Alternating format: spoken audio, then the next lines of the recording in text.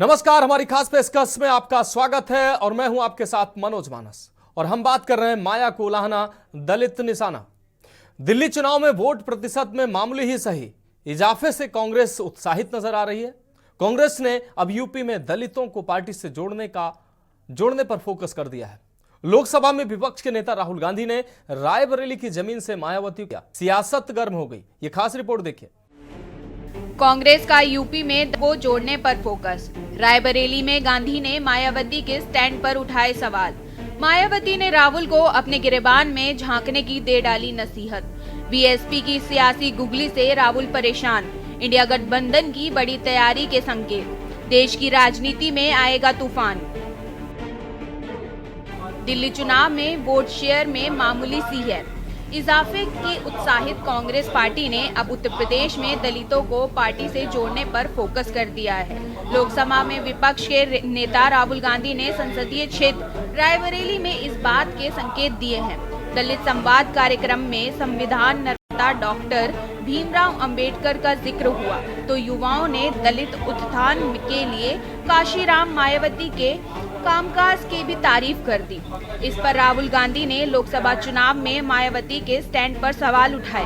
वहीं राहुल के बयान पर मायावती ने कांग्रेस को कटघरे में खड़ा करते हुए उन्हें अपने गिरेबान में झांकने की नसीहत दे दी। बता दें कि Mayawati social media platform x पर राहुल गांधी और कांग्रेस के खिलाफ मोर्चा खोले हुए हैं। अब सवाल है कि बसपा की सियासी गुगली से राहुल गांधी इतना परेशान क्यों हैं और मायावती को लेकर उनकी टीस क्या है। यूपी की सियासत का क्या रहा ट्रेंड। अभी तक कभी ऐसा नहीं हुआ जब बीजेपी के खिलाफ यूपी में सपा, बसपा और कांग्रेस मिलकर लड़ी हो। 2017 में सपा और कांग्रेस ने विधानसभा में हाथ मिलाया। तब बसपा को 19 सीटें मिली थी, सपा को मात्र 47 सीटें हासिल हो पाई। 2019 के लोकसभा चुनाव में सपा, बसपा और 2025 में सपा और कांग्रेस मिलकर लड़ी थी। विधानसभा में सपा और बसपा ने 1993 का चुनाव मिलकर लड़ा था। 1996 में बसपा और कांग्रेस ने 7 चुनाव लड़ा था। 2022 में सपा को मिला था फायदा। आपको बता दें कि 2022 में राष्ट्रीय लोकदल और कुछ अन्य दलों से गठजोड़ करने का लाभ सपा को मिला। उसे 111 सीटें मिली। कांग्रेस और बसपा सभी सीटों पर अकेले लड़ी। दोनों को क्रमश 2 और 1 सीट मिली। कहा जाता है कि यूपी के रास्ते ही प्रधानमंत्री आता है। दरअसल उत्तर प्रदेश में बीजेपी के सफाई का ब्लूप्रिंट बनाने वाले अखिलेश यादव का फोकस लखनऊ है। उन्हें केंद्र में सरकार बनाने अथवा प्रधानमंत्री बनने की कोई हड़बड़ी नहीं है। उनका पूरा ध्यान उत्तर प्रदेश पर है। देखिए, बात आदरणीय राहुल गांधी जी द्वारा बसपा सुप्रीमो बहन मायावती जी के बारे में की गई टिप्पणी की नहीं है। निश्चित रूप से 2024 के लोकसभा चुनाव में अगर वो इंडिया गठबंधन के साथ मिलकर चुनाव लड़ती तो उत्तर प्रदेश में इंडिया गठबंधन और बेहतर बढ़िया प्रदर्शन कर सकता था।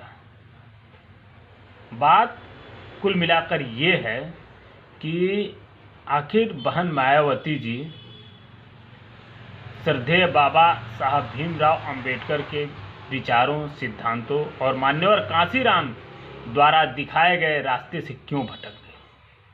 आज बहुजन समाज इस बात को लेकर के कहीं न कहीं आक्रोशित भी है और चिंतित भी है। लेकिन कोई बात नहीं, हम लोग पीडीए की बात कर रहे हैं और पीडीए में पिछड़ा, दलित, अल्पसंख्यक, गरीब, गुरबा, किसान सब लोग शामिल हैं। और आज जो बहुजन समाज के लोग हैं वो समाजवादी पार्टी की तरफ उम्मीद भरी निगाहों से देख रहे हैं, क्योंकि हम लोग जो है संविधान बचाने के लिए संघर्ष कर रहे हैं और निश्चित रूप से हम जो है भारतीय जनता पार्टी को सत्ता से दूर करेंगे। और देखिएगा आप 2027 का जब विधानसभा चुनाव होगा उत्तर प्रदेश में तो भारतीय जनता पार्टी सत्ता से बाहर होगी और समाजवादी पार्टी की सरकार बनेगी। मायावती जी ने राहुल गांधी जी के बयान पर प्रतिक्रिया व्यक्त की है। राहुल गांधी जी ने सिर्फ इतना कहा था, अच्छा होता कि मायावती जी भी हमारे साथ होती, अगर तीनों मिलकर लड़े होते तो भाजपा नहीं आती। राहुल गांधी ने यह कहा कि आखिर मुझे आश्चर्य है कि भाजपा विरोधी जो मोर्चा उसमें मायावती जी क्यों नहीं है। इस पर मायावती जी ने तमाम बयान दिया है। मायावती जी शायद ये भूल गई हैं कि सारे देश की जनता को पता है कि 3 बार आप भाजपा के सहयोग से मुख्यमंत्री बनी है। ये शायद आप भूल गई हैं कि गोधरा कांड होने के बाद आप नरेंद्र मोदी के लिए प्रचार करने गुजरात चली गई थी, लेकिन फिर भी सबकी कुछ कमियां होती हैं, हमें उससे कोई फर्क नहीं पड़ता। हम लोग तो उम्मीद करते हैं कि भाजपा के अगर आप खिलाफ हैं तो आप कांग्रेस के साथ होंगी, अगर भाजपा के साथ है तो कोई बात नहीं, सीधे सीधे कह दीजिए कि आप भाजपा के साथ हैं। जहां तक हम लोगों को आईना दिखाने की बात है, आपने कहा अपने गिरेबान में जाके, हमने गिरेबान में झांका। आपसे पहले हम 5 दलित मुख्यमंत्री बना चुके हैं, आंध्र प्रदेश में, महाराष्ट्र में, राजस्थान में और बिहार में, पंजाब में। पंजाब का मुख्यमंत्री आपके बाद बना, लेकिन बाकी सारे लोग आपसे पहले बन चुके थे। दलितों का जो भी कल्याण हुआ आरक्षण से लेकर आज तक आजादी से, वो सब कांग्रेस पार्टी ने किया है। नौकरियों में अगर है तो कांग्रेस पार्टी के कारण है, इसलिए हमको उपदेश मत दीजिए और हमको गिरेबान में झांकने का कहने के बजाय बेहतर यह है कि आप अपने गिरेबान में झांकिए कि आप भाजपा के साथ हैं या नहीं है। बीजेपी के सफाई के लिए बीएसपी का बड़ा फैक्टर। आपको बता दें कि नेता विपक्ष राहुल गांधी ने रायबरेली में एक सनसनीखेज खुलासा कर दिया है। उन्होंने कहा, यदि बसपा लोकसभा चुनाव में उनके साथ मिलकर लड़ती तो उत्तर प्रदेश में बीजेपी का सफाया तय था। उन्होंने कहा, पता नहीं क्यों मायावती चुनाव लड़ने को लेकर उदासीन रुख अपनाए हैं। राहुल गांधी के इस खुलासे से देश की राजनीति में तूफान आने के संकेत हैं। बता दें कि राहुल गांधी ने यह बात तब कही जब एक दलित युवक ने उनसे काशीराम और मायावती के बारे में पूछा। उसने कहा था कि दलितों के हालात तब बदले जब बहन मायावती सत्ता में आई। इसके बाद राहुल गांधी ने उससे कहा कि चुनाव के पूर्व हमने उनसे इंडिया गठबंधन में आने को कहा था। यदि ऐसा होता तो हमारे लिए सत्ता की डगर आसान होती। बात तो है, ये तो कहना पड़ेगा कि कांशीराम जी ने नींव रखी जी सर, और बहन जी ने काम किया जी, ये तो मैं भी मानता हूँ। मगर एक सवाल है जी सर, बहन जी आजकल चुनाव ठीक से क्यों नहीं लड़ रहे, ये भी सच है जी सर। अब हम चाहते थे कि बहन जी बीजेपी के विरोध में हमारे साथ लड़े जी सर, ये बात है। मगर मायावती जी किसी न किसी कारण नहीं लड़ी, तो ये भी मतलब हमें तो काफी दुख लगा, क्योंकि अगर तीनों पार्टियां एक साथ हो जाती तो बीजेपी कभी नहीं जीत सकती जी सर। सही सर। बहुत बहुत धन्यवाद माननीय सांसद जी का।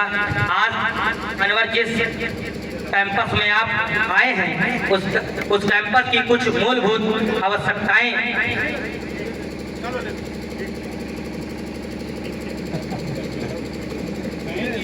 मानवर जिस कैंपस में आप आए हैं, मूल भारतीय छात्रावास सिविल लाइन, उस कैंपस की कुछ मूलभूत समस्याएं हैं जिसको समिति के महामंत्री आदरणीय राम लखन भारती जी रखना चाहते हैं। मानवर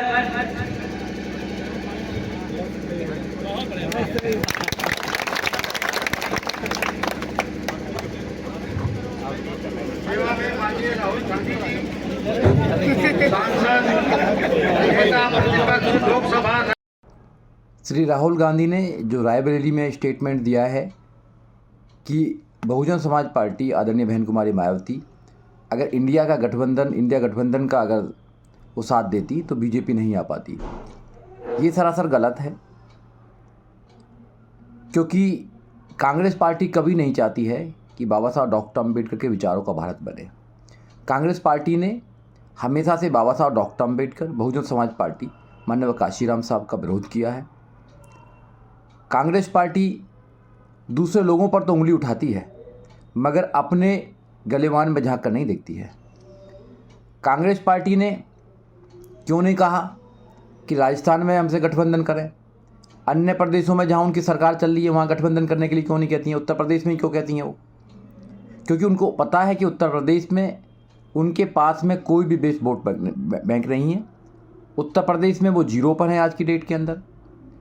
पूरे देश में वो समझते हैं कि दलित, मुस्लिम, ओबीसी की जो वोट्स हैं वो उनकी बदुआ मजदूर हैं। तो श्री राहुल गांधी जी को सोचना चाहिए कि वो बहन जी पर कमेंट करने से पहले अपने गलेवान में झांकें, अपनी पार्टी के बारे में झांकें कि वो इस देश में केवल दिखावा करती है, संविधान को बचाने की बात करती है तो केवल दिखावा है। संविधान निर्माता बाबा साहब डॉक्टर अम्बेडकर का विरोध जितना कांग्रेस पार्टी ने किया है शायद देश में अन्य किसी पार्टी ने किया हो। ये बाबा साहब डॉक्टर अम्बेडकर के संविधान को केवल ढाल बनाकर लोगों की वोट लेना चाहते हैं। संविधान को बचाने का इनका कोई इरादा नहीं है। अगर इस देश में बाबा साहब डॉक्टर अम्बेडकर के संविधान को, लोगों के अधिकारों को, एजुकेशन को, रोजगार को, रूल ऑफ लॉ को कोई अगर कायम कर सकता है, बचा सकता है तो केवल बहुजन समाज पार्टी और बहुजन समाज पार्टी के नेता आदरणीय बहन कुमारी मायावती बचा सकती है। इसलिए श्री राहुल गांधी जी को अपनी पार्टी के विषय में देखना चाहिए, अपने गलेवान में झांकना चाहिए कि उन्होंने ना तो बहुजन समाज पार्टी को और ना ही बहुजन समाज पार्टी के नेता को कभी भी इंडिया गठबंधन के लिए इनवाइट किया है।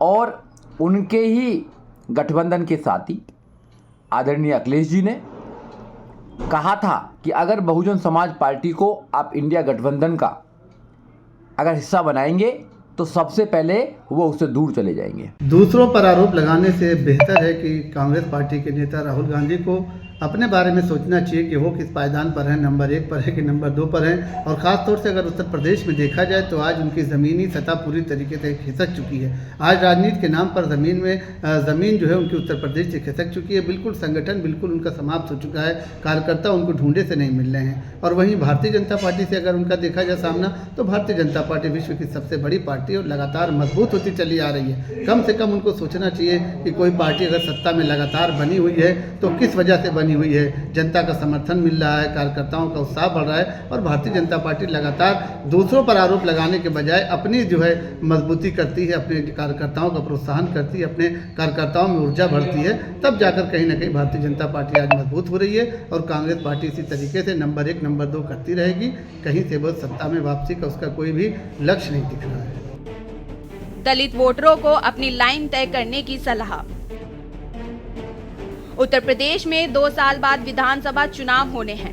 कुंभ की सफलता और विधानसभा उपचुनावों में जीत का नगाड़ा बजाकर योगी आदित्यनाथ सरकार इसकी तैयारी कर चुकी है। लेकिन अब राहुल गांधी द्वारा मायावती को चुनाव के प्रति उदासीन बताना इसे बात का संकेत है कि गठबंधन न हो पाने की स्थिति में दलित वोटर अपनी लाइन तय कर चुके हैं। यूपी की बात करें तो सूबे में लंबे समय तक कांग्रेस की सरकारों के पीछे दलित, संपन्न और मुस्लिम वोटों का गणित रहा है। सूबे में करीब 20% दलित आबादी है, जिसमें करीब आधी हिस्सेदारी जाटव समाज की है।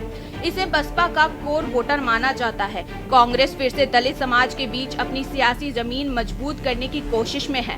पार्टी को लगता है कि बसपा से गठबंधन की स्थिति में कुछ सीटों पर ही सही दलित मतदाताओं को हाथ का बटन दबाने की आदत लग सकती है, लेकिन ऐसा हुआ नहीं।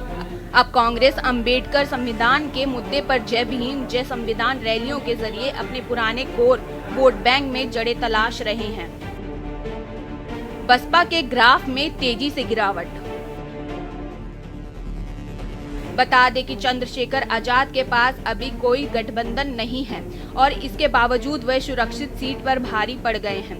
अभी 1 दशक पहले तक बसपा राष्ट्रीय पार्टी हुआ करती थी, लेकिन आज उसका हाल यह है कि उत्तर प्रदेश में भी उसकी मान्यता खतरे में पड़ गई है। लोकसभा में उसका कोई सदस्य नहीं है और विधानसभा में मात्र 1 सदस्य है। इस तरह की भारी गिरावट से लगता है कि अगर बसपा ने अपनी रणनीति ना बदली तो आने वाले दिनों में वह अतीत की पार्टी बनकर रह जाएगी। दरअसल दलितों में जाटवों के सिवाय अन्य समुदाय पर भी बसपा की पकड़ ढीली पड़ती जा रही है। स्पेशल डेस्क के न्यूज इंडिया। तो हमारी खास पेशकश में आज के लिए मेरे साथ इतना ही। मुझे दीजिए इजाजत और आप देखते रहिए के न्यूज इंडिया। आप देख रहे हैं के न्यूज। खबरों का सारथी।